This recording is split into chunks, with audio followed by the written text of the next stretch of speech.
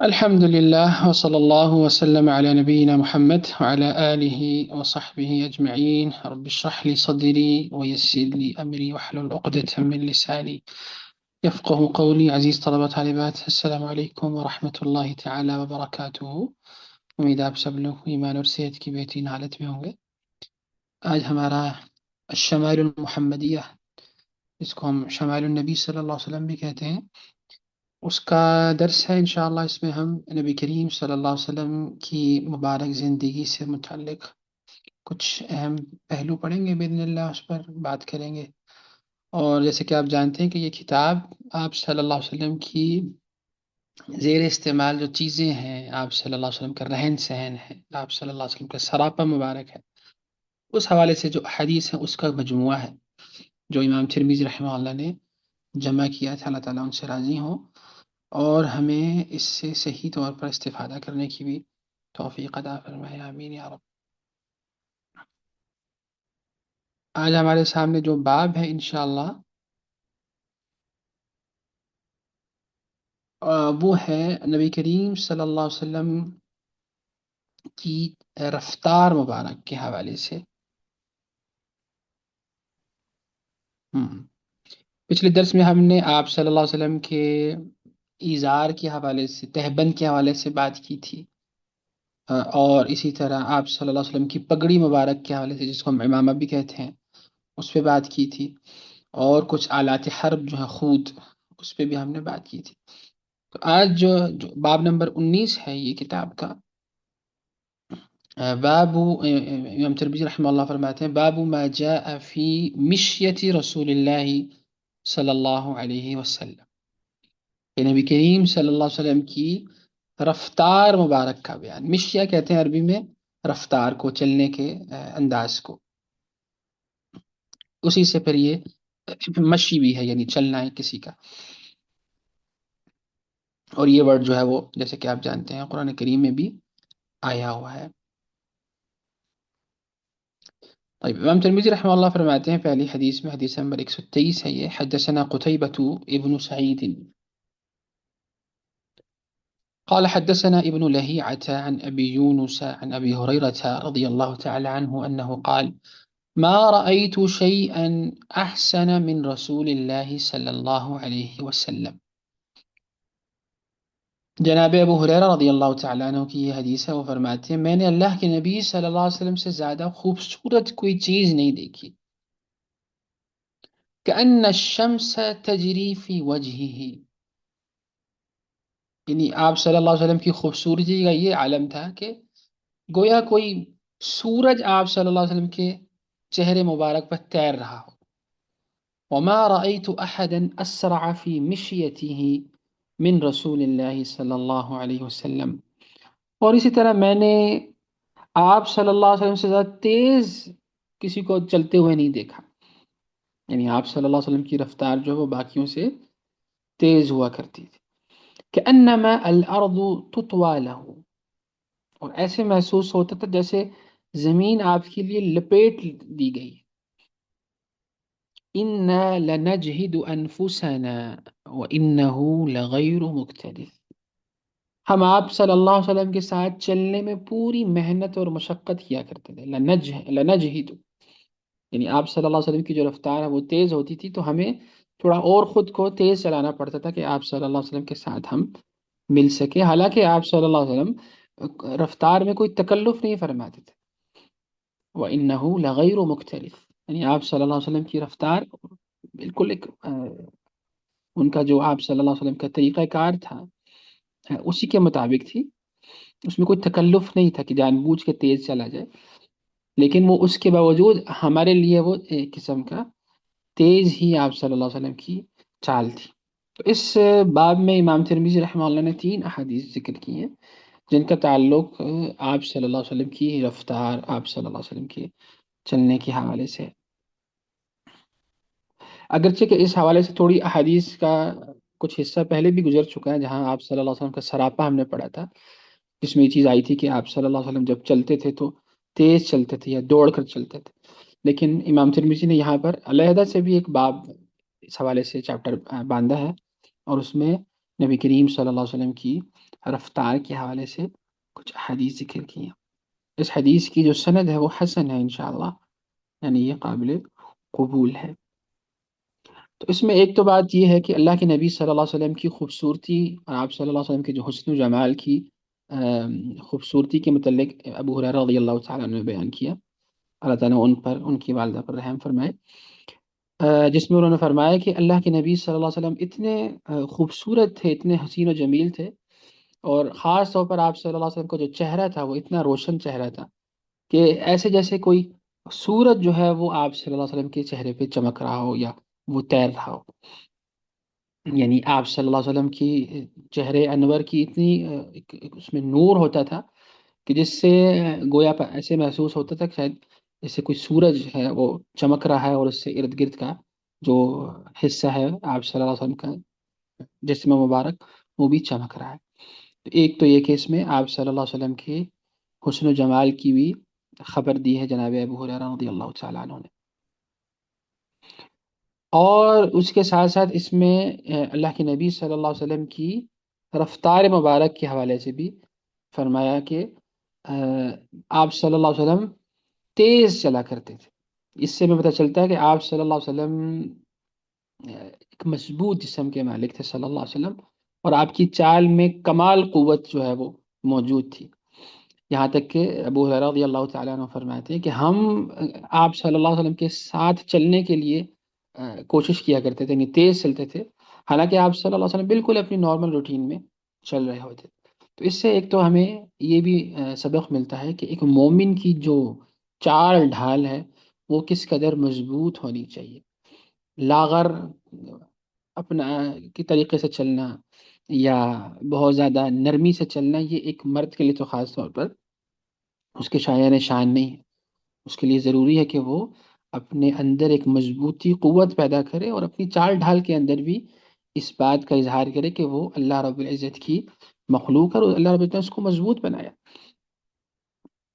طیب، تو یہ چیز آپ صلی اللہ علیہ وسلم کی ذات مبارکہ سے ہمیں سمجھ میں آتی ہے یہاں پر صلی اللہ علیہ وسلم، اور یہ چیز مردانگی کی حسن، یعنی مردانگی کی، انسان کی مردانگی میں بھی اضافہ کرتی ہے یہ چیز کہ وہ اپنی چال ڈھال میں مضبوطی اپنائے، قوت اپنائے، اور اس میں عورتوں کی مشابہت اختیار نہ کرے۔ عام طور پر یہ عادت جو ہے وہ عورتوں میں ہوتی ہے کہ وہ ہلکا چلتی ہیں، یا ان کی جو رفتار ہے وہ کم ہوتی ہے مردوں کے مقابلے میں۔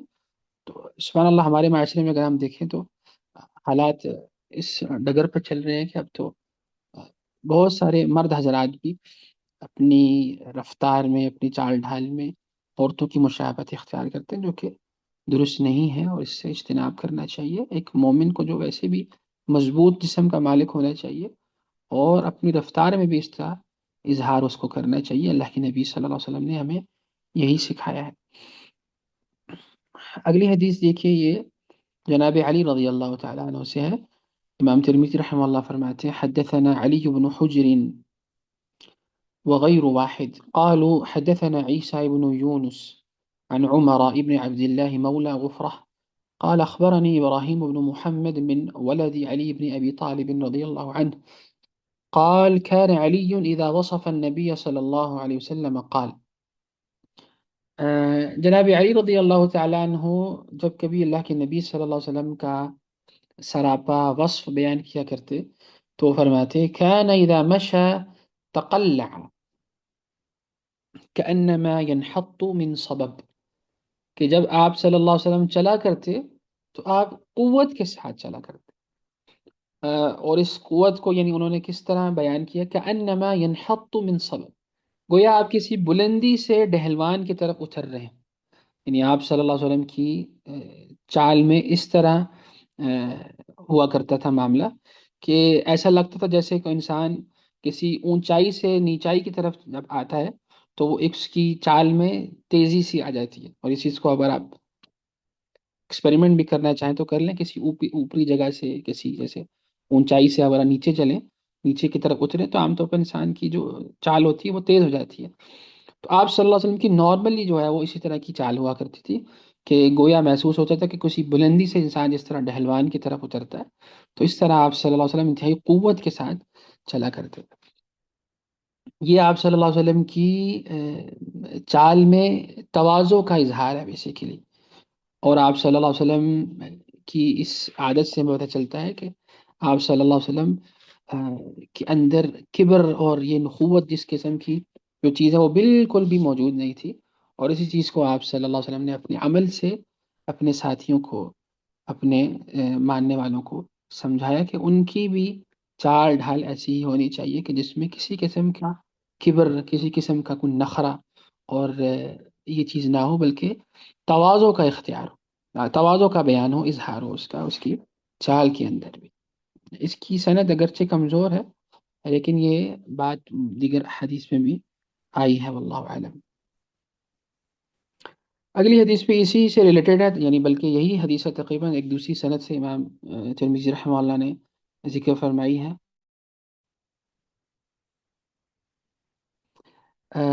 حدثنا سفيان بن وكيع قال حدثنا أبي عن المسعودي عن عثمان بن مسلم بن هرمز عن نافع بن جبير بن مطعم عن علي بن أبي طالب رضي الله عنه أنه قال كان النبي صلى الله عليه وسلم إذا مشى تكفأ تكفؤا، کہ اللہ کے نبی صلی اللہ علیہ وسلم جب چلتے، جناب علی فرماتے ہیں اللہ کے نبی صلی اللہ علیہ وسلم جب چلتے تو آگے کی جانب جھکے ہوئے چلتے.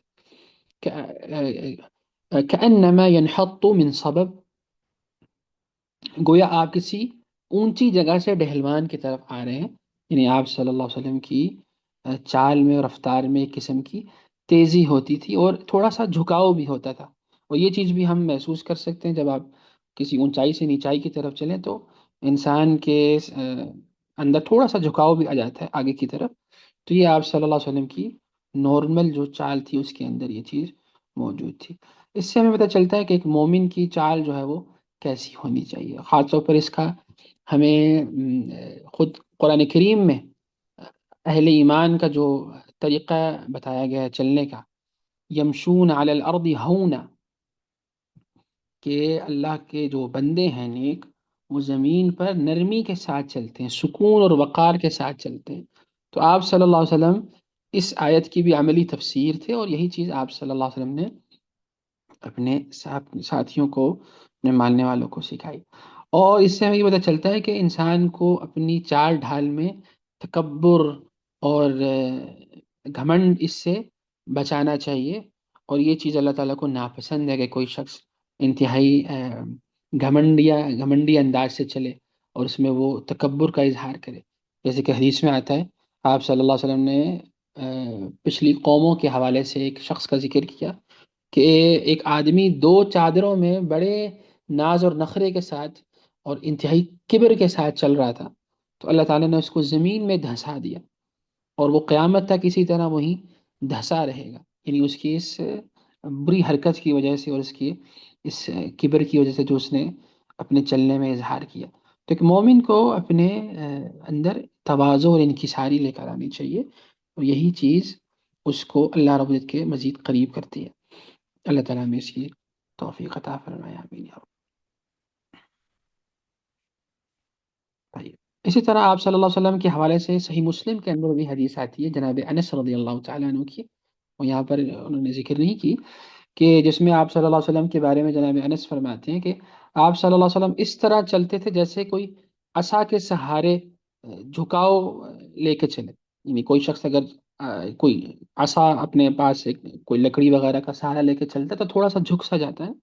تو آپ صلی اللہ علیہ وسلم عام طور پر اپنی چال میں اس طرح چلا کرتے. تو یہ کمال تواضع اور انکساری کا اظہار ہے اپنے رب کے سامنے صلی اللہ علیہ وسلم. تو اس سے ہمیں پتہ چلتا ہے کہ اللہ کے نبی صلی اللہ علیہ وسلم کے صحابہ کرام کس طرح ایک ایک چیز کو، اللہ کے نبی صلی اللہ علیہ وسلم کی روٹین کو انہوں نے نوٹ کیا اور اس کو باقاعدہ ہم تک پہنچایا. اگر یہ چیز وہ ہمیں نہ بتاتے اور یہ نہ پھیلاتے تو یقیناً ہمیں آپ صلی اللہ علیہ وسلم کی جو معاشرت ہے، زندگی گزارنے کا طریقہ ہے، وہ نہ ہم اس سے فیضیاب ہو سکتے، نہ ہمیں پتہ چلتا. تو یہ امت پہ ان کا بہت بڑا احسان ہے کہ انہوں نے ہمیں آپ صلی اللہ علیہ وسلم کی مبارک زندگی، ان کے رہن سہن کے حوالے سے روشناس کرایا. اللہ تعالیٰ انہیں اس حوالے سے جزائے خیر دے. اور اس معاملے میں جتنے لوگوں نے ایفرٹ کی ہے، اس کو جمع کیا ہے کتابوں میں، اس کے لیے محنت کی ہے، اللہ تعالیٰ ان سب کی بھی اس کوشش کو قبول فرمائے، آمین۔ اور یہی وہ علم نافع ہے جو انسان کو فائدہ دیتا ہے اس کی آخرت کے اندر، خاص طور پر جیسے کہ حدیث میں بھی آتا ہے، اذا مات ابن آدم انقطع عمله الا من ثلاث، جب انسان ایک ابن آدم اس دنیا سے چلا جاتا ہے تو تمام معاملات اس کے اس دنیا سے کٹ جاتے ہیں سوائے تین چیزوں۔ اس میں ایک چیز کیا ہے؟ علم ينتفع به، ایسا علم جس سے نفع اٹھایا جاتا رہے، اس کا ثواب اس کو ملتا رہتا ہے۔ طيب، اور اسی طرح اس حدیث میں آتا ہے کہ کوئی شخص اس کے لیے دعا کرے، ولد صالح يدعو له، کوئی اس کی خاندان کا، اس کی اولاد میں سے کوئی شخص اس کے لیے اگر استغفار کرتا رہے تو اس کا بھی اس کو فائدہ ہوتا ہے۔ اور اسی طرح تیسری چیز صدقہ جاریہ، کوئی شخص ایسا کوئی کام کرے جس کا، یعنی صدقہ کرے ایسا جو وہ جاری رہے اس کا کام، اس سے نفع جو ہے لوگ اٹھاتے رہیں تو اس کا بھی ثواب اس کو ملتا رہتا ہے۔ تو اس میں خاص طور پہ علم کی بات کی گئی ہے، تو ہمیں اس سے یہ بھی پتہ چلتا ہے کہ علم پہ ہمیں بہت زیادہ زور دینا چاہیے، اور علم حاصل کرنے کے ساتھ ساتھ اس کو پھیلانے کا بھی سبب بننا چاہیے، تاکہ یہ ہماری آخرت کو سنوارنے میں مدد دے سکے اور ہمیں سرخرو کر سکے۔ اللہ تعالیٰ ہمیں علم نافع عمل صالح عطا فرمائے۔ اور یہی وہ چیزیں ہیں جو ہمارے کام آنے والی ہیں یقیناً، اور یہ دنیا کی جتنی چیزیں ہیں، دنیا کی آسائشیں ہیں، یہ سب کے سب ادھر ہی رہ جانی ہیں۔ صرف اس چیز نے ہمارا کام آنا ہے ہمارے، جو جس چیز کو اللہ اس کے رسول نے ہمیں بتایا ہے کہ وہی ہمیں فائدہ دینے والی، تو اس میں علم جو ہے وہ بہت ہی اہم چیز ہے۔ اگلا باب دیکھیے، باب نمبر 20 ہے، یہ باب ما جاء فی تقنع رسول اللہ صلی اللہ علیہ وسلم، نبی کریم صلی اللہ علیہ وسلم کے سر مبارک پر رکھے ہوئے کپڑے کا بیان۔ تقنع یہ قنا سے ہے، اور قنا عربی میں کہتے ہیں ایک رومال کو، کوئی کپڑا کو جو سر پہ رکھا جائے۔ اور یہ عربوں کی عادت تھی کہ یا تو کپڑا امامے سے، امامہ باندھنے سے پہلے سر پہ رکھا کرتے تھے، اس کے اوپر امامہ باندھ لیا کرتے تھے، اور یا پھر یہ کرتے تھے عرب کے لوگ کہ امامہ باندھ کے، پگڑی باندھ کے، اس کے اوپر ایک کپڑا رکھ لیا کرتے تھے۔ اس کو تقنع کہتے ہیں عربی میں، اور اسی سے قنا بھی ہے۔ قنا جو ہے وہ اس کپڑے کو کہتے ہیں جو استعمال ہوتا ہے عام طور پر اس کام کے لیے۔ تو یہ انبیاء علیہ السلام کی بھی عادات کا طریقہ تھا، اللہ کے نبی صلی اللہ علیہ وسلم کی بھی عادت مبارکہ کے اندر یہ چیز آئی تھی، کیونکہ عرب کے عام معاشرے میں یہ چیز موجود تھی، اور آپ صلی اللہ علیہ وسلم اپنے جو معاشرے ہیں اس کے ہی مطابق اپنی زندگی گزارا کرتے تھے، رہن سہن کے اندر، لباس کے اندر۔ طيب، اس میں ایک ہی حدیث امام ترمذی رحمہ اللہ نے لکھی ہے، وہ فرماتے ہیں حدثنا یوسف بن عیسیٰ قال حدثنا وکیع قال حدثنا الربيع بن صبيح عن يزيد بن أبان عن أنس بن مالك رضي الله تعالى عنه أنه قال كان رسول الله صلى الله عليه وسلم يكثر القناع۔ یہ جناب انس کی حدیث ہے، وہ فرماتے ہیں کہ اللہ کے نبی صلی اللہ علیہ وسلم بہت زیادہ سر مبارک پر کپڑا رکھنے کا اہتمام کیا کرتے تھے، كأن ثوبه ثوب زیات، اور اپنے اس بہت زیادہ کپڑا استعمال کرنے سے یعنی ایسا محسوس ہوتا تھا جیسے آپ صلی اللہ علیہ وسلم کا جو یہ کپڑا ہے وہ کسی تیل نکالنے والے کا کپڑا ہے۔ یعنی اس کی وجہ کیا ہے؟ وجہ دراصل یہ ہے کہ آپ صلی اللہ علیہ وسلم اپنے سر مبارک پر تیل کا بہت زیادہ استعمال کیا کرتے تھے، اور اسی طرح خوشبو وغیرہ کا۔ اور آپ جانتے ہیں کہ عربوں کے اندر بھی خوشبو ہوتی ہے جس کا باقاعدہ، یعنی اس کا ایک تیل کا سا اس کا ایک، یوں کہہ لیں کہ وہ اثر چھوڑ جاتا ہے، اور وہ اگر کپڑوں پہ بھی لگ جائے تب بھی اس کا اثر آ جاتا ہے۔ تو آپ صلی اللہ علیہ وسلم اب جب اپنے سر مبارک پر وہ لگایا کرتے تھے تیل وغیرہ یا اس قسم کی کوئی خوشبو، اس کے اوپر پھر اپنا وہ ایک کپڑا رکھ لیا کرتے تھے، اس کپڑے کے اوپر پھر آپ صلی اللہ علیہ وسلم بعض اوقات امامہ باندھ لیا کرتے تھے۔ تو وہ جو تیل آپ کا سروں مبارک پہ لگا ہوتا تھا وہ اس کپڑے پر اس کا جو اثر جو ہے وہ نظر آ جاتا تھا بعض اوقات، یا وہ آ جاتا تھا۔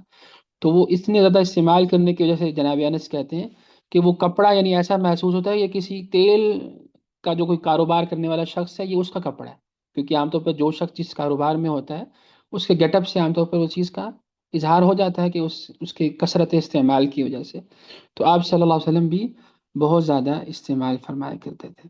اگرچہ کہ اس حدیث کی سند کمزور ہے، لیکن سر پر کپڑا رکھنا یہ چیز دیگر احادیث میں بھی ثابت ہے. جیسے کہ مشہور حدیث ہے صحیح بخاری کی، اللہ کے نبی صلی اللہ علیہ وسلم نے جب ہجرت کا ارادہ فرمایا تو آپ باقاعدہ آپ نے اپنے چہرے کو اور اپنے سر مبارک پر کپڑا اوڑا ہوا تھا، اور آپ اپنے جو دوست ہیں جناب ابو بکر صدیق رضی اللہ تعالیٰ عنہ کے گھر میں تشریف لے کر آئے تھے، جس میں جناب عائشہ فرماتی ہیں کہ کان متقنعا بثوبہ، یعنی آپ صلی اللہ علیہ وسلم نے اپنے امامے کے اوپر ایک باقاعدہ کپڑا باندھا ہوا تھا، کپڑا لیا ہوا تھا، اور اس سے اپنا چہرے کو آپ نے چھپایا ہوا تھا. اسی کو ہم عربی میں طیلسان بھی کہتے ہیں، حجازی رومال کہہ لیں یا طیلسان عربی میں اسی کو کہتے ہیں.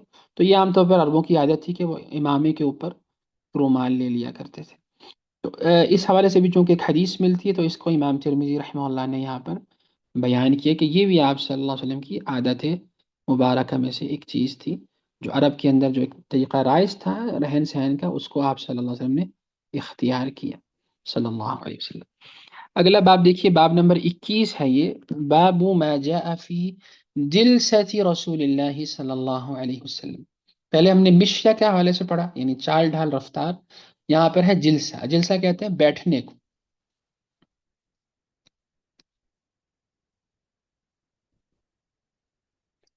اس چیپٹر میں بھی امام ترمذی رحمہ اللہ نے 3 احادیث ذکر کی ہیں، جس کے اندر نبی کریم صلی اللہ علیہ وسلم کے بیٹھنے کے مختلف انداز کیفیات کا بیان ہوا ہے. اور عمومی طور پر اس باب سے ہمیں یہ چیز معلوم ہوتی ہے کہ ہمارے دین میں صرف اس طریقہ کار کو اختیار کرنے سے منع کیا گیا ہے جس سے غرور کا، تکبر کا، گھمنڈ کا اظہار ہو، بیٹھنے میں بھی چلنے پھرنے میں بھی. ادروائز ہر قسم کے بیٹھنے میں کوئی حرج نہیں ہے اگر وہ یعنی اخلاق کے دائرہ کار کے اندر ہو. لیکن اگر کوئی ایسا طریقہ کار ہے بیٹھنے کا جس سے انسان کے اندر غرور، تکبر کی برا جراثیم جنم لے، تو اس چیز سے بچنا چاہیے، اور انسان کو اپنی ذات پر محنت کر کے اپنے نفس کو سنوارنا چاہیے، اپنے اندر بہتری لانے کی کوشش کرنی چاہیے. یہی وجہ ہے کہ ہمیں قرآن کریم میں بھی اللہ تعالیٰ ارشاد فرماتے ہیں قد افلح من زکاہا، ایسا شخص کامیاب ہے جس نے اپنے نفس کا تزکیہ کر لیا. تو یہ چیز محنت کرنے سے، اپنے آپ پر ایفرٹ کرنے سے آتی ہے. پہلی حدیث ہے جناب رسول اللہ صلی اللہ علیہ وسلم کی بیٹھنے کے حوالے سے. جناب قیلہ بنت مخرمہ ایک صحابی ہیں، ان کی حدیث ہے. امام ترمذی رحمہ اللہ فرماتے ہیں حدثنا عبد بن حمید قال حدثنا عفان بن مسلم قال حدثنا عبد الله بن حسان عن جدتيه عن قيلة بنت مخرمة رضي الله تعالى عنها أنها رأت رسول الله صلى الله عليه وسلم في المسجد. جناب قیلہ بنت مخرمہ فرماتی ہے کہ میں نے اللہ کے نبی صلی اللہ علیہ وسلم کو مسجد کے اندر دیکھا. وهو قاعد القرفصا، آپ صلی اللہ علیہ وسلم گوٹ مار کر بیٹھے ہوئے تھے. یہ ایک بیٹھنے کا ایک طریقہ ہے جو عربوں کے اندر رائج تھا، اور عام طور پر ابھی بھی یہ بعض لوگ اس طرح بیٹھتے ہیں، خاص طور پر دیہات کے اندر. قالت فلما رأيت رسول الله صلى الله عليه وسلم المتخشع في الجلسة ارعدت من الفرق. وہ کہتی ہیں کہ اللہ کے نبی صلی اللہ علیہ وسلم کو جب میں نے اس خشوع اور خضوع والی حالت میں دیکھا، اتنی تواضع اور انکساری کی حالت میں بیٹھتے ہوئے دیکھا، تو میں اندر سے کانپ گئی. اور اس حدیث میں اللہ کے نبی صلی اللہ علیہ وسلم کی جو صفت جلوس ہے، بیٹھنے کا ایک انداز ہے، اس حوالے سے بیان کیا جا رہا ہے، جس کو عربی میں جلسۃ القرفصا کہتے ہیں، یا قاعدۃ جلسۃ القرفصا کہتے ہیں. اچھا، اس کی سند ہم اگرچہ کہ کمزور ہے، لیکن دیگر حدیث میں آپ صلی اللہ علیہ وسلم کے تواضع اور انکساری کے ساتھ بیٹھنے کی حوالے سے حدیث ہمیں ملتی ہے. اچھا، یہ جو قاعدۃ القرفصا ہے، اس کو بھی آپ ذرا سمجھ لیں ایک تصویر کے ذریعے، تاکہ آپ کے ذہنوں میں یہ چیز واضح ہو جائے کہ یہ بیٹھنے سے کیا مراد ہے. اور یہ چیز جو ہے وہ عام طور پر جیسے کہ میں نے کہا کہ معاشرے میں موجود ہے، لوگ بیٹھتے ہیں اس طرح بعض اوقات، اور یہ جو طریقہ کار ہے یہ تواضع اور انکساری کا اظہار ہے بیسیکلی۔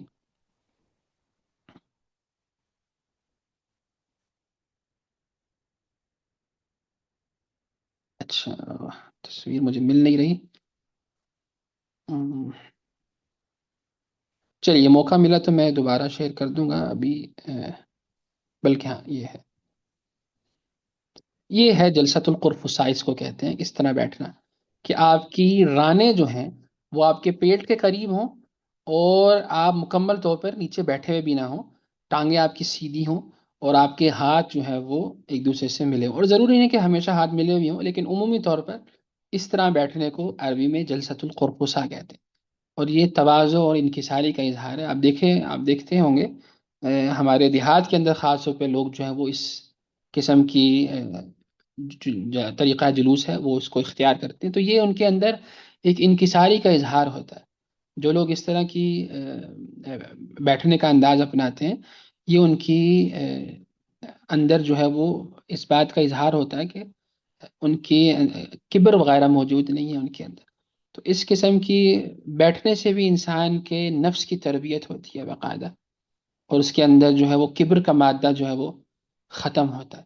تو اللہ کے نبی صلی اللہ علیہ وسلم عمومی طور پر ایسے بیٹھتے تھے کہ جس میں کسی قسم کی تکبر اور نخوت کا اظہار نہ ہو، صلی اللہ علیہ وسلم، اور یہی چیز صحابہ کرام نے بھی اپنی زندگیوں میں اختیار کی، اور آپ صلی اللہ علیہ وسلم کے ساتھیوں کے متعلق اگر آپ پڑھیں تو ان کی زندگیوں میں یہ چیز ہمیں بہت واضح طور پر ملتی ہے۔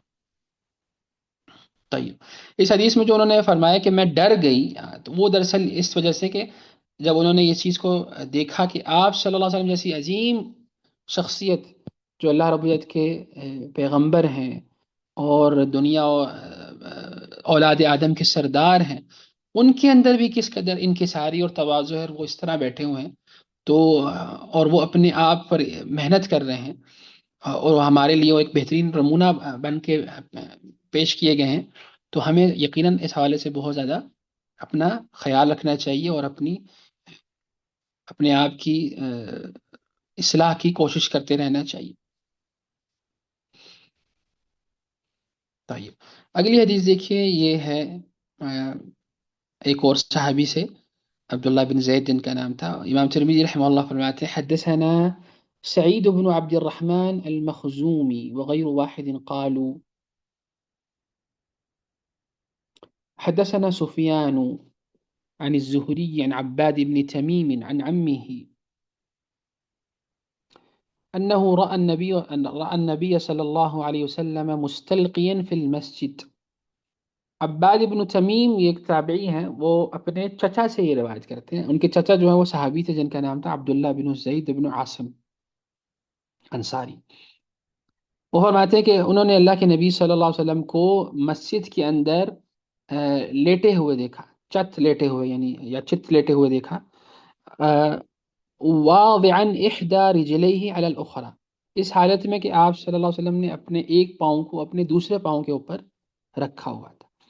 اچھا، یہاں پر یہ یعنی بیٹھنے کا انداز نہیں، بلکہ یوں کہہ لیجیے کہ یہ ایک قسم کے لیٹنے کا انداز ہے جو اس حدیث کے اندر بیان ہوا ہے، اور اس کی سند بھی صحیح ہے۔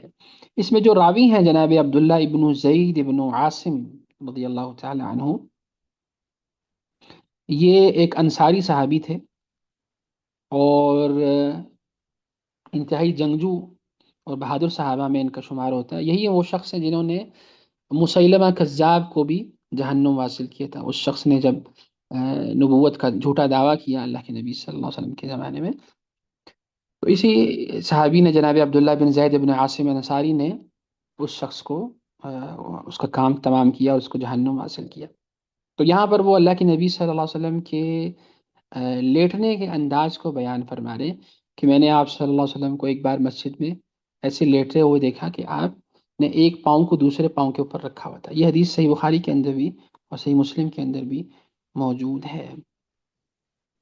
طيب، اس سے کیا پتہ چلتا ہے؟ ایک تو اللہ کے نبی صلی اللہ علیہ وسلم کی جو انکساری، ان کی طبیعت کی سادگی، وہ ہمیں پتہ چلتی ہے کہ آپ صلی اللہ علیہ وسلم اتنے عظیم شخصیت ہونے کے باوجود آپ کے اندر کسی قسم کی کوئی نخوت، کسی قسم کا کوئی ایسی چیز نہیں تھے کہ جو آپ اپنے بارے میں کہیں کہ کوئی خاص پروٹوکول لیں یا اس قسم کا اظہار ہو، بلکہ آپ صلی اللہ علیہ وسلم کے چلنے پھرنے بیٹھنے لیٹنے میں تواضع اور انکساری کا اظہار تھا۔ اور یہ سب چیزیں کیا ہیں؟ یہ عبودیت کی منازل ہیں بیسیکلی۔ جب انسان اپنے آپ کو، بندہ اپنی حقیقت کو پہچانتا ہے اور اپنے مقصد تخلیق کو جب وہ پہچانتا ہے، تو وہ یقیناً پھر اس چیز پہ محنت کرتا چلتا چلا جاتا ہے اور اوپر اس کی منزلیں طے کرتا رہتا ہے، عبودیت کی منازل طے کرتا رہتا ہے۔ تو اللہ کے نبی صلی اللہ علیہ وسلم تو ویسے بھی اس لحاظ سے سب سے اکمل الخلق تھے۔ آپ صلی اللہ علیہ وسلم کے ہر انداز میں عبودیت، اللہ رب العزت کی خوشنودی اور اس کی چاہت جو ہے وہ، اس کے حصول کی معاملات جو ہیں وہ جھلکتے تھے۔ تو یہاں پر بھی جناب رسول اللہ صلی اللہ علیہ وسلم کے لیٹنے کے انداز کو انہوں نے بیان کیا کہ آپ صلی اللہ علیہ وسلم مسجد میں لیٹے ہوئے تھے، کچھ آرام فرما رہے تھے، اس حالت میں کہ آپ کا ایک پاؤں جو ہے وہ دوسرے پاؤں کے اوپر موجود تھا۔ اس سے آپ دیکھیں کہ صحابہ کرام، وہی بات جو پہلے انہوں نے کی کہ وہ کیسے آپ صلی اللہ علیہ وسلم کے اٹھنے بیٹھنے کو بھی دیکھا کرتے تھے، اس سے سیکھتے تھے، اور انہوں نے پھر اس چیز کو آگے بھی پھیلایا اور امت تک پہنچایا۔ تو اس حدیث سے ایک تو ہمیں یہ پتہ چلتا ہے کہ مساجد کے اندر آرام کرنا، لیٹ جانا، یہ اس میں کوئی حرج نہیں ہے۔ ضرورت کے تحت اگر ہو یقیناً تو اس میں کوئی حرج کی بات نہیں ہے۔ آپ صلی اللہ علیہ وسلم نے بھی اسی طرح مسجد کے اندر آرام فرمایا ہے۔ آپ صلی اللہ علیہ وسلم لیٹے بھی ہیں، پاؤں کو ایک کے اوپر بھی رکھا ہے، تو اس میں کوئی حرج نہیں ہے۔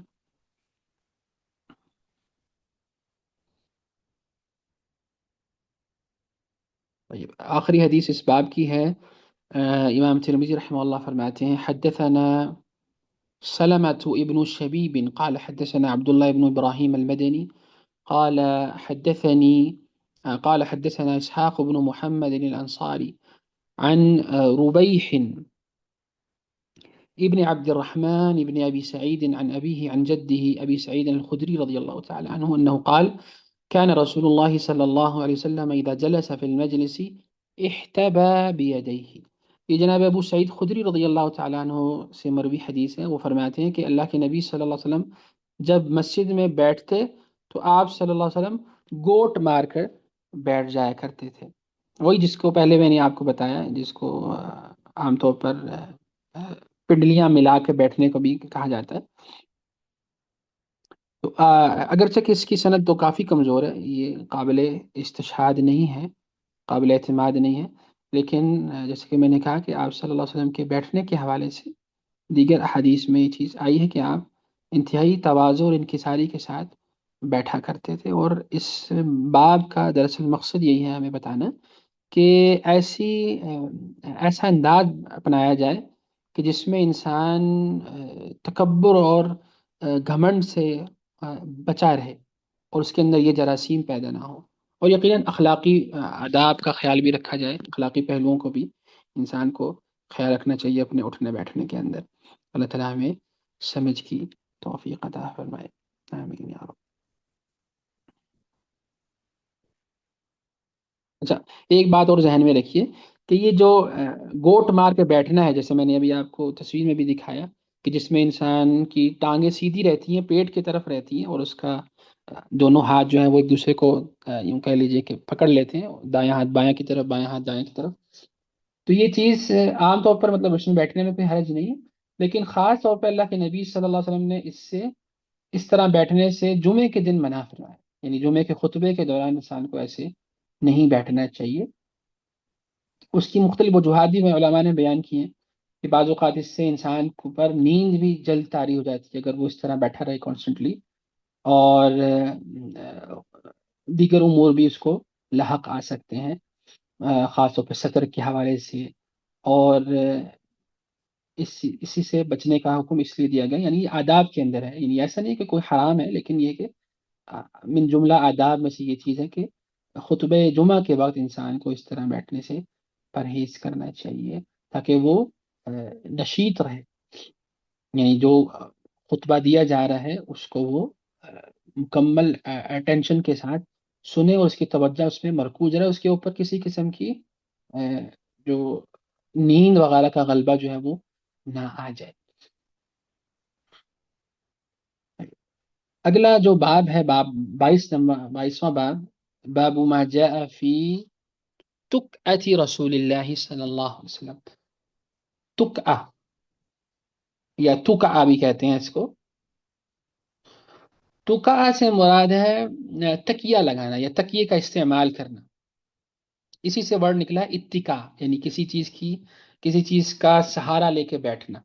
اور عام طور پر ہم جانتے ہیں کہ تکیہ وغیرہ یہ سہارا اختیار کرنے کے لیے استعمال ہوتا ہے.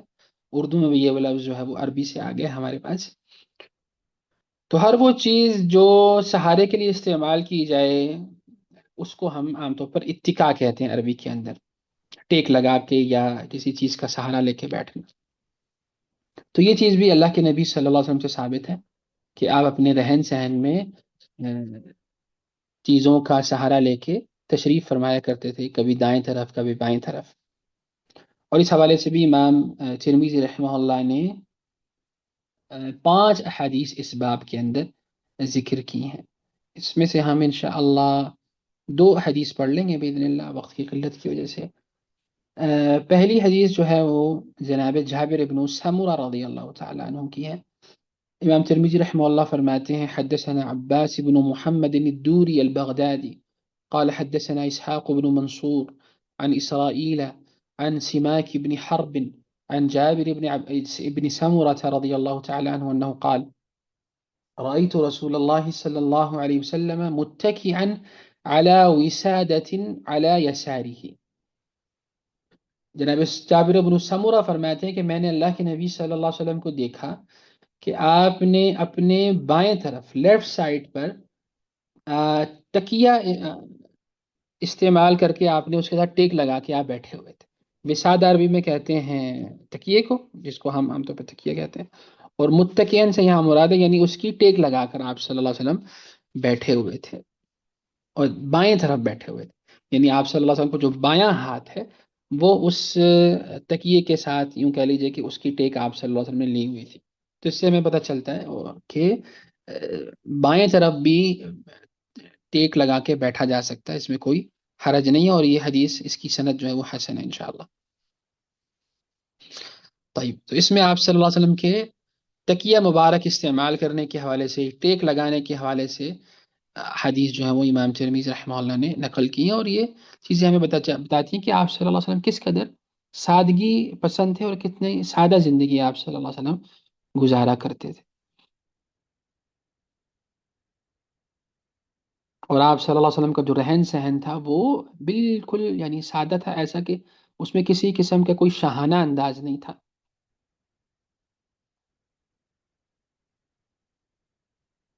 طيب،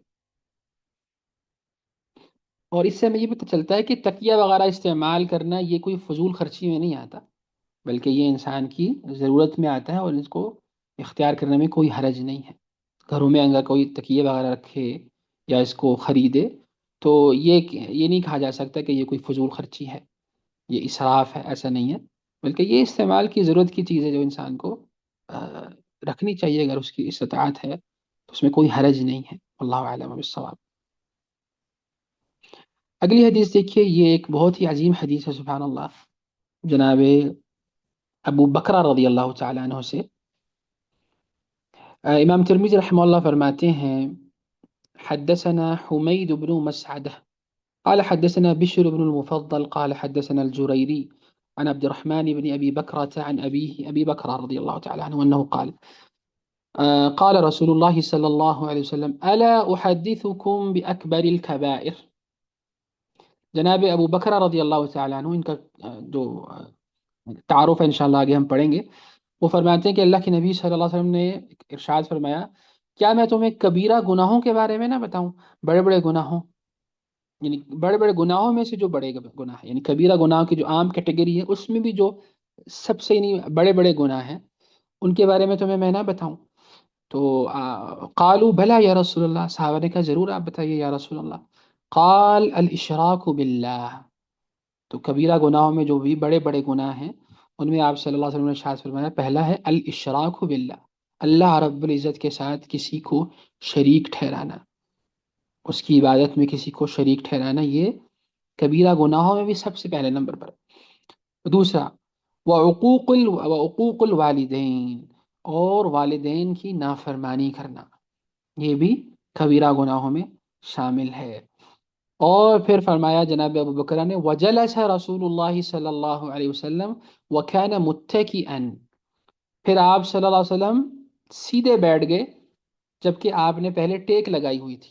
یعنی یہ حدیث امام ترمذی رحمہ اللہ نے یہاں پر اس لیے ذکر کی ہے کیونکہ اس میں آپ صلی اللہ علیہ وسلم کے ٹیک لگا کر بیٹھنے کا ایک جملہ موجود ہے، کہ آپ صلی اللہ علیہ وسلم نے اس سے پہلے جتنی بات کی ہے وہ آپ نے ٹیک لگائی ہوئی تھی آپ نے، اور آپ فرما رہے تھے کہ میں آپ کو کبیرہ گناہوں کے بارے میں نہ بتاؤں، بڑے بڑے جو گناہ ہیں کبیرہ گناہوں میں سے۔ تو جب یہ بات فرما لی آپ نے کہ الاشراک باللہ وحقوق الوالدین، پھر آپ صلی اللہ علیہ وسلم سیدھے بیٹھ گئے اس حالت میں کہ آپ نے پہلے ٹیک لگائی ہوئی تھی، اور پھر آپ نے فرمایا وشہادت الزور، او قول الزور، اور اسی طرح جھوٹی گواہی دینا یا جھوٹی بات کہنا، یہ بھی کبیرہ گناہوں میں بھی بڑے بڑے گناہوں میں سے آتا ہے۔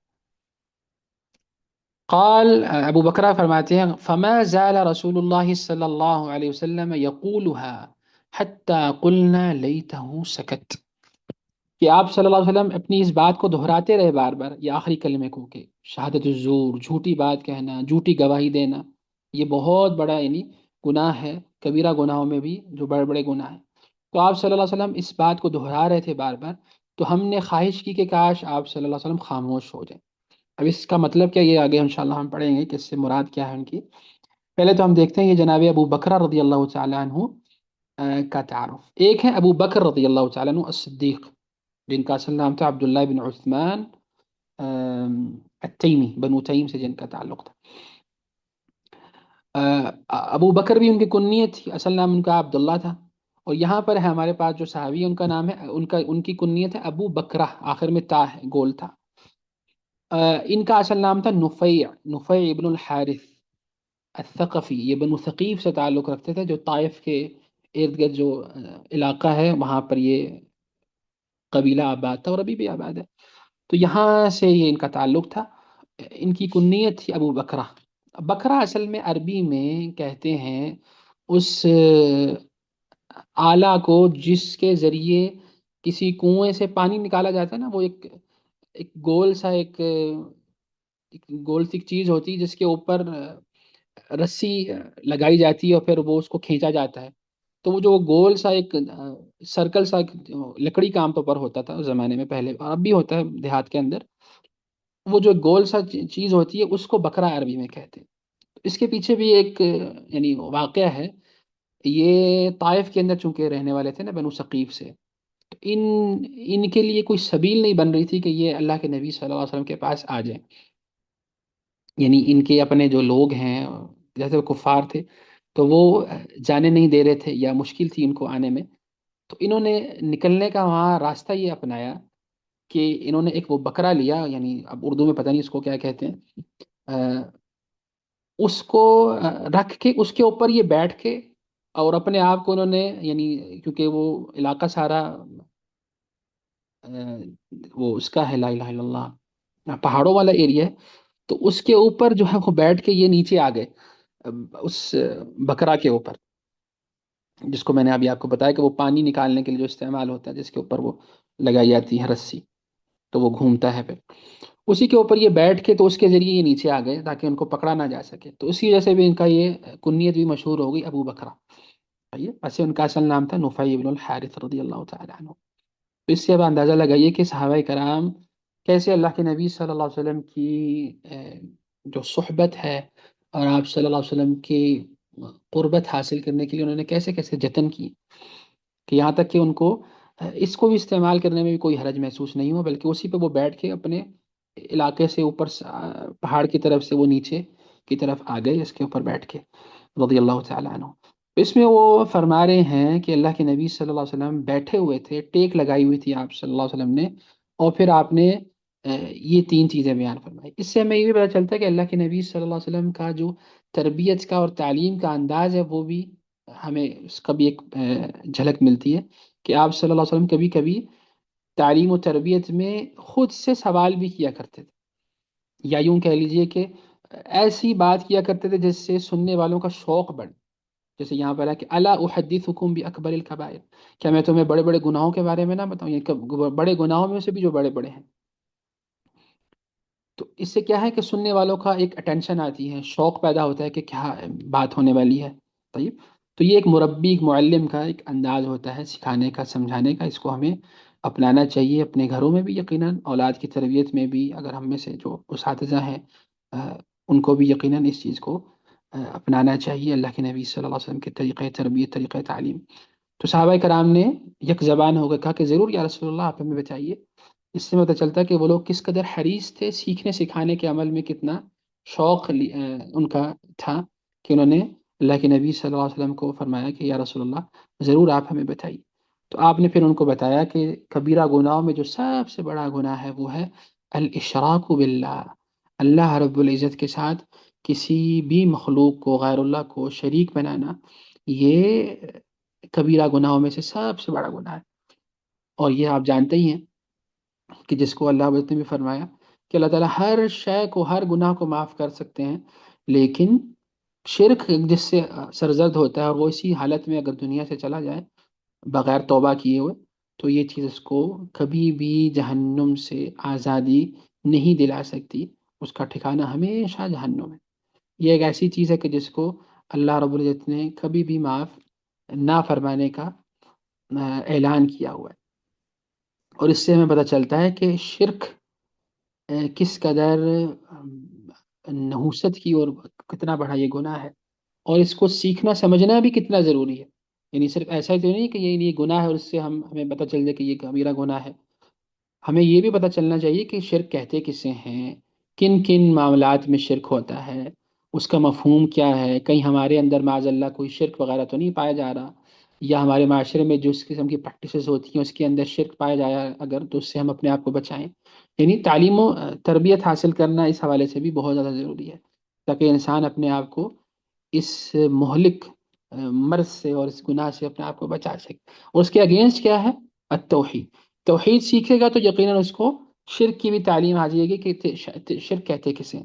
جب وہ اللہ رب العزت کو پہچانے گا، اس کے حقوق پہچانے گا، تو پھر وہ یقیناً اس کا جو اگینسٹ ہے شرک، اس کو بھی یقیناً پہچانے گا. اور یہ چیز سیکھنے سمجھنے والی چیز. اللہ تعالیٰ ہمیں اس چیز کی توفیق عطا فرمائے. اور یہ اگرچہ کہ یہ ٹاپک بھی بہت ہی یعنی تفصیل طلب ہے، لیکن یہاں پر گنجائش نہیں ہے. آپ لوگ ضرور اس حوالے سے جو مختلف کتب ہیں، مختلف لیکچرز ہیں توحید کی اہمیت کے حوالے سے، اس کی اقسام، شرک کی گمراہی، اس کو آپ ضرور اپنے مطالعے میں رکھیں اور سننے میں رکھیں، تاکہ یہ چیز آپ کو اس گناہ سے بچائے رکھے اور اللہ تعالیٰ ہمیں اس سے محفوظ رکھے. اور ہمارے معاشرے میں بھی یقیناً افسوس کی بات یہ ہے کہ توحید کی تعلیم کی طرف اتنی اہمیت نہیں دی جاتی، اللہ کا تعارف نہیں کروایا جاتا کہ اللہ تعالیٰ کے جو خوبصورت نام ہیں، اس کی اعلیٰ صفات ہیں، اس کا جو سب سے بڑا حق ہے اپنے بندوں پر کہ اس کے ساتھ کسی کو شریک نہ ٹھہرائیں عبادت کے اندر. اب عبادت بھی کیا ہے، اس کو بھی میں بتاتا رہتا ہوں اپنے مختلف دروس میں. ہر وہ قول اور عمل جو انسان ظاہری طور پر کرتا ہے یا وہ باطنی طور پر اس کے دل سے سر انجام دیتا ہے اور وہ اللہ کو پسندیدہ اور محبوب ہو، اس کو ہم عبادت کہتے ہیں.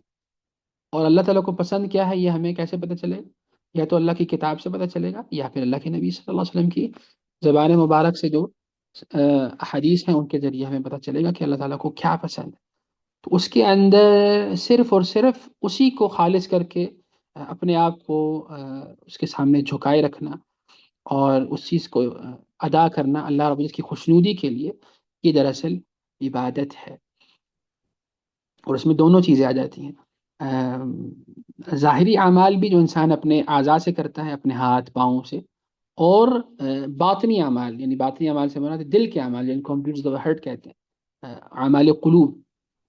اور ہمارے جو بھائی ہیں محترم شیخ عبداللہ طارق، ان کا آج کل ایک سلسلہ بھی چل رہا ہے اعمال قلوب کے حوالے سے، اس کی ویڈیوز آتی رہتی ہیں، آپ لوگ اس کو بھی ضرور سنیے، کیونکہ یہ ایک ایسا موضوع ہے کہ جو یہ بھی ہمارے معاشرے میں بالکل یوں کہہ لیجیے کہ نظر انداز ہوا ہے. اعمال قلوب کا جو پورا ایک ٹاپک ہے، پورا ایک سبجیکٹ ہے، اس کو ہمیں پھر سے سمجھنے کی، دہرانے کی اور وقتاً فوقتاً اس سے سننے کی ضرورت ہے، تاکہ ہم اپنی تربیت کر سکیں. اللہ کے نبی صلی اللہ علیہ وسلم نے اپنی تربیت کا جو آغاز کیا صحابہ کرام کی، وہ کیا ہی اس چیز کے ساتھ تھا. ان کے قلوب پر محنت کی، ان کے دلوں پر محنت کی، جس سے پھر ان کے اعضاء نے بھی ان کا ساتھ دیا. یہی وجہ ہے کہ دل کو یہی اہمیت دی گئی ہے نا، کہ اس کو تمام اعضاء کا بادشاہ بنایا گیا کہ جب یہ ٹھیک ہو جاتا ہے تو سارے اعضاء ٹھیک ہو جاتے ہیں. تو اس کو ہمیں سمجھنے کی ضرورت ہے. ہمارے قلوب کو بھی اللہ تعالیٰ میں اس کی توفیق عطا فرمائے. دوسری چیز جو اس میں بیان فرمائی اللہ کے نبی صلی اللہ علیہ وسلم نے، وہ ہے والدین کی نافرمانی. یعنی جائز کاموں میں اگر والدین کسی چیز کا حکم دیں تو اپنی اولاد کی یہ ذمہ داری بنتی ہے کہ وہ ان کی بات کو مانیں، تسلیم کریں، اور ان کے سامنے اف تک نہ کہیں. اور جو شخص یہ نہیں کرتا یقیناً تو ایسا شخص جو ہے وہ پھر والدین کا نافرمان کہلاتا ہے. اور یہ بھی بڑے گناہوں میں سے ایک گناہ ہے. اور قرآن کریم میں جہاں اللہ نے اپنا حق بتایا ہے کہ شرک سے باز رہو، توحید کو اپناؤ، تو اس کے ساتھ ساتھ لازمی طور پر والدین کی اطاعت کا، فرما برداری کا بھی حکم دیا ہے. اور جیسے میں نے کہا کہ یہ صرف جائز کاموں میں ہوتی ہے. ایسا نہیں ہے کہ اگر والدین کسی ناجائز کام کا حکم دیں، کوئی خلاف شریعت کام کا حکم دے تو انسان ان میں بھی ان کی اطاعت کرے. ایسا نہیں ہے. انما الطاعت فی المعروف، جس کے حدیث میں آتا ہے کہ صرف جو شرعی کام ہے یا جس میں کوئی ممانعت نہیں ہے، معروف جو جس طریقے ہیں یا معروف کام ہے، ان کے اندر اطاعت کی جاتی ہے کسی بھی شخص کی. ان میں والدین بھی آ جاتے ہیں. تو اس چیز کا حق بھی یقیناً ہمیں سمجھنے کی ضرورت ہے. ہمارے اوپر جو ہمارے والدین کا حق موجود ہے. اور تیسری چیز جس میں آپ نے فرمائی کہ جھوٹی گواہی دینا، یہ بھی کبیرہ گناہوں میں سے پہلے نمبر پہ آپ کہہ لیں کہ آتا ہے. یعنی شرک، حقوق والدین، اور پھر جھوٹی گواہی دینا. تو یہ بڑے بڑے گناہوں میں بھی جو پہلے، یعنی آپ کہہ لیجئے کہ بڑے بڑے ہیں، ان میں ان چیزوں کا نام یہاں پر اللہ کے نبی صلی اللہ علیہ وسلم نے ذکر فرمایا. تو جھوٹی گواہی دینا، جھوٹی بات کہنا، یہ چونکہ اس سے دوسرے کا حق مارا جاتا ہے اور حق تلفی ہوتی ہے یقیناً، تو یہ چیز بھی آپ صلی اللہ علیہ وسلم نے بیان فرمائی کہ اس سے انسان کو بچنا چاہیے. اور اس کے ساتھ ساتھ یہ منافقوں کی بھی خصلت ہے کہ ان کے اندر جھوٹ پایا جاتا ہے. یعنی جب ان کو امانت دی جائے تو وہ اس میں خیانت کرتے ہیں، جب بات کریں تو جھوٹ بولیں، وعدہ کریں تو خلاف ورزی کریں، اور گالیاں دے دیتے ہیں جب جھگڑا کریں. تو یہ منافقوں کی بھی ایک خصلت ہے کہ ان کے اندر جھوٹی بات کہنا یہ موجود ہوتا ہے. تو آپ صلی اللہ علیہ وسلم نے اس لحاظ سے بھی اس سے خبردار فرمایا کہ کہیں انسان انجانے میں اپنے اندر منافقت کی ایک خصلت نہ پیدا کر لے، اس کے اندر منافقت کے جراثیم نہ پیدا ہو جائے، اور جو چیز انسان کے ایمان کو برباد کر کے رکھ دیتی ہے اور اس کو پتہ بھی نہیں چلتا کہ اس کا ایمان، اس کے اعمال سب کے سب اکارت و برباد ہو گئے. اللہ تعالیٰ ہمیں اس سے محفوظ فرمائے. اور ویسے بھی جھوٹ بولنا، جھوٹی گواہی دینا، اس سے مختلف احادیث کے اندر، مختلف قرآن کریم کی آیات میں بھی اس سے منع کیا گیا ہے. جیسے کہ حدیث میں آتا ہے کہ اس شخص کے لیے بڑی ہلاکت ہے جو لوگوں کو ہنسانے کے لیے جھوٹ بولے. اس شخص کے لیے بہت زیادہ ہلاکت ہے. اللہ تعالیٰ ہمیں اس سے محفوظ فرمائے. اور آخر میں جو انہوں نے فرمایا جناب ابو بکرہ نے، فما زال رسول اللہ صلی اللہ علیہ وسلم یقولها حتى قلنا لیتہ سکت، کہ آپ صلی اللہ علیہ وسلم اس جملے کو بار بار دہرا رہے تھے تو ہم نے یہ خواہش کی، ہمارے دل میں یہ خواہش پیدا ہو گئی کہ کاش آپ صلی اللہ علیہ وسلم خاموش ہو جائیں. یعنی آپ صلی اللہ علیہ وسلم کے اوپر شفقت اور ان کی محبت کا اظہار وہ کر رہے ہیں کہ ہمیں آپ صلی اللہ علیہ وسلم کی یہ تکلیف، جو جس جس انداز میں آپ صلی اللہ علیہ وسلم بتا رہے تھے، اس سے ہمیں خود اللہ کے نبی صلی اللہ علیہ وسلم کی یعنی ان کے اوپر جو ہے وہ محبت کی وجہ سے ہم نے یہ خواہش کا اظہار کیا کہ آپ صلی اللہ علیہ وسلم اپنے آپ کو تکلیف میں مبتلا نہ کریں اور آپ صلی اللہ علیہ وسلم یہ بات بار بار بیان نہ کریں. تو یہ ہمیں اس سے پتہ چلتا ہے کہ صحابہ کرام کی جو اللہ کے نبی صلی اللہ علیہ وسلم سے محبت ہے، اور یہاں تک کہ ان کا اپنے اوپر تکلیف کا آنا یہ بھی ان کو گراں گزرتا تھا کہ آپ صلی اللہ علیہ وسلم کے آرام میں خلل آ رہا ہے، آپ صلی اللہ علیہ وسلم اپنے آپ کو تکلیف دے رہے ہیں. تو یہ چیز بھی ان کو برداشت نہیں تھی. اللہ تعالیٰ ان سب سے راضی ہوں. تو انہوں نے اس خواہش کا اظہار کیا کہ آپ صلی اللہ علیہ وسلم اپنے آپ کو تکلیف نہ دیں اور آپ خاموش ہو جائیں. طیب. اور پھر سے وہی جو آپ کا ایک مزاج تھا وہ ہو جائے، کیونکہ آپ صلی اللہ علیہ وسلم جب یہ بیان کر رہے تھے تو یقیناً آپ صلی اللہ علیہ وسلم نے ٹیک بھی ہٹا لی تھی، اور اس چیز کو بار بار بیان کر رہے تھے، جس سے ان کو محسوس ہو گیا کہ آپ صلی اللہ علیہ وسلم مشقت برداشت کر رہے ہیں۔ اللہ تعالیٰ ہمیں علم نافع اور عمل صالح عطا فرمائے۔ انشاءاللہ اگلی کلاس میں ہم اس سے آگے پڑھیں گے باذن اللہ، اور باب نمبر 23 سے بھی آغاز کریں گے، اور اس باب کی جو حدیث ہے اس کو بھی ہم مکمل کریں گے انشاءاللہ۔ سبحانك اللهم وبحمدك نشهد أن لا إله إلا أنت استغفرك ونتوب إليك۔ السلام علیکم ورحمۃ اللہ تعالی وبرکاتہ۔ کوئی سوال ہو تو آپ لوگ چیٹ میں لکھ لیا کیجیے، جیسے ہی آپ کو ذہن میں کوئی سوال آئے، تاکہ ہم اس کو آخر میں لے لیں۔ هذا والله اعلم وصلی اللہ وسلم علی نبینا محمد۔ یہاں پر ایک سوال ہے، میں بحیثیت استاذہ کام کرتی ہوں اسکول میں۔ یعنی یہ سوال تو نہیں، البتہ عمومی طور پر ہماری بہن نے یہ بیان کیا ہے کہ بچوں میں دین کی طرف رغبت بہت کم ہے، یہاں تک کہ دین کی بنیادی چیزیں بھی ان کو معلوم نہیں ہیں۔ اس کا وجہ یقیناً جیسے کہ آپ جانتے ہیں کہ تربیت کا فقدان ہے بیسیکلی، کیونکہ ایک بچے کے لیے سب سے پہلی درسگاہ جو ہے وہ اس کے گھر والے ہیں، اس کے والدین ہیں۔ یہ ان کی ذمہ داری ہے کہ وہ ان کی اچھی تربیت کریں، ان کو ماحول دیں، اور پھر اس کے بعد پھر یہ ذمہ داری اس کی آتی ہے جس کو یہ ذمہ داری سونپی جائے، مثلا استاد وغیرہ ہیں، یا اسکول اس کے اندر یا اس قسم کے جو ادارے میں جب بچے آتے ہیں، تو اس میں ہم پھر ان پر محنت کریں۔ اس میں رول ماڈل کیسے بننا ہے یا کیسے ہمارا اپنا کردار ہونا چاہیے، تو اس میں سب سے پہلی چیز تو یہ ہے کہ انسان اپنی ذات کو ان کے سامنے رول ماڈل بنا کے پیش کرے، اور آپ صلی اللہ علیہ وسلم نے جو تربیت کے انداز اپنائے ہیں ان کو استعمال کرے، کہ وقتاً فوقتاً ان کو دین اسلام کے حوالے سے رہنمائی فراہم کی جائے، ان کو سب سے پہلے جو ہے وہ اللہ رب کا تعارف کروایا جائے، اللہ کے نبی صلی اللہ علیہ وسلم کا تعارف کروایا جائے، دین اسلام کا تعارف کروایا جائے، اس کے جو ارکان ہیں، واجبات ہیں، جو بنیادی امور ہیں، اس کی تعلیم دی جائے، ڈائریکٹلی بھی اور انڈائریکٹلی بھی، انڈائریکٹلی بھی، اور ان کے یقیناً اس لحاظ سے ان کے لیول کو، ان کے فہم کو، جو ان کا ایک ان کے جو ان کی عمریں ہیں ان کو بھی سامنے رکھ کے بات کی جائے۔ اگر آپ ایسی بات کریں گے جو ان کے فہم اور ان کے مزاج یا ان کے ذہن کے مطابق نہیں ہوگی، یقیناً اس کو ماننا یا ان کو اس کو سمجھنا ان کے لیے مشکل ہوگا۔ تو یہ چیز ہے کہ ان کے ذہن کے مطابق بالکل آسان انداز میں دین اسلام کا، اللہ رب کا سب سے پہلے تعارف کروائیں، ارکان اسلام کے بارے میں، ارکان ایمان کے حوالے سے ان کو بتائیں، اور اس دین کی حقانیت کے حوالے سے اس دنیا کی حقیقت کیا ہے، انبیاء علیہ السلام کو کیوں بھیجا جاتا ہے، اللہ کے نبی صلی اللہ علیہ وسلم کا مقصد بعثت کیا ہے، انسان کا مقصد تخلیق کیا ہے، یہ چیزیں آپ ان کو تھوڑی تھوڑی کر کے آسان الفاظ میں بتائیں۔ اور اسی طرح اخلاقی پہلوؤں پہ بھی بہت زیادہ توجہ دیں، یعنی ہمارا دین جو ہے وہ عبادات کا بھی درس دیتا ہے، اور اس کے ساتھ ساتھ اخلاقیات پہ بھی بہت زیادہ زور دیتا ہے، یعنی حقوق اللہ بھی اور حقوق العباد بھی، یہ دونوں چیزیں۔ اور جیسے کہ ہماری بہن نے کہا کہ یہ 11ویں 12ویں کے بچے تو یعنی ماشاء اللہ سب جو ہیں وہ بڑے ہیں، سمجھدار ہیں، تو ان کے لیے یقیناً جو طریقہ کار ہے وہ آپ اختیار کریں، انشاءاللہ خیر ہوگی باذن اللہ تعالی۔ اور اس حوالے سے اگر آپ تربیت کے حوالے سے کتابیں بھی پڑھنا چاہیں، اس سے بھی آپ کو رہنمائی انشاءاللہ مل جائے گی باذن اللہ تعالی۔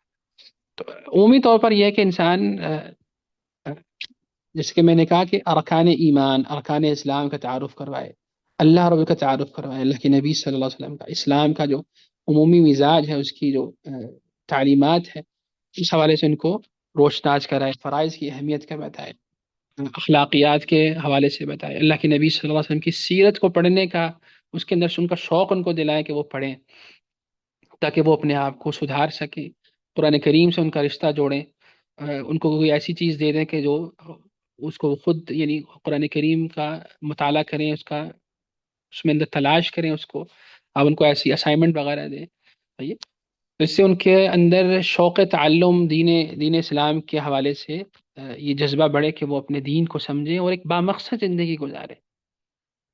جو چیز ان کو والدین نے یا ان کے معاشرے میں ان کو نہیں مل سکی، تو ہم ان کو پرووائڈ کرنے کی کوشش کریں۔ اللہ تعالی ہمیں اس میں کامیابی عطا فرمائے. اور اس طرح ان کو ریکمینڈ کیجیے کوئی جو خاص طور پر نوجوانوں کے لیے جو مختلف کورسز ہوتے ہیں یا جو دروس وغیرہ ہوتے ہیں، لیکچرز ہوتے ہیں، ان کے ساتھ شیئر کرنا، ان کو اس حوالے سے ابھارنا. یہ سب مختلف طریقے ہیں تربیت کے، یہ آپ اختیار کر سکتے ہیں. واللہ اعلم بالصواب. طیب، یہاں پر ہمارا مغرب کا وقت ہو گیا. انشاءاللہ اگلی کلاس میں اس سے آگے ہم بات کریں گے.